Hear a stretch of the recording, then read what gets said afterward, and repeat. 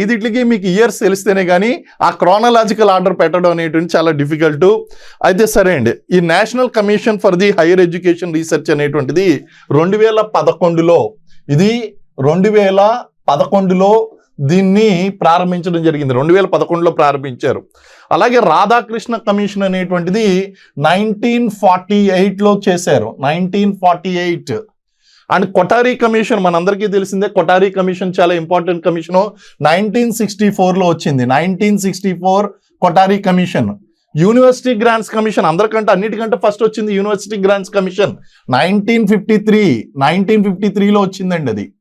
And national knowledge commission అనేటువంటిది కనుక మనం తీసుకున్నట్లయితే ఇది కూడా రీసెంట్గా వచ్చినటువంటిదే, 2005లో వచ్చింది. 2005లో వచ్చింది. ఇప్పుడు క్రోనలాజికల్ ఆర్డర్లో పెట్టాలి అంటే ఫాలోయింగ్ కమిషన్స్ క్రోనలాజికల్ ఆర్డర్ అనగానే మనం ఫస్ట్ వచ్చింది అంటే డి నెక్స్ట్ వచ్చి మనకి డి అంటే బి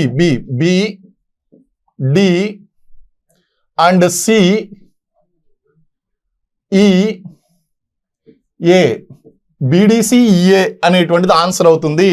కాబట్టి ఇది ఫస్ట్ ఆప్షన్ పెట్టినటువంటి వాళ్ళు 1 మార్క్ తీసుకోండి. You can take 1 mark, count చేసుకోవచ్చు. ఎవరైతే BDCEA అనేటువంటి ఆప్షన్ పెట్టారో వీళ్ళు 1 మార్క్ తీసుకోవచ్చండి.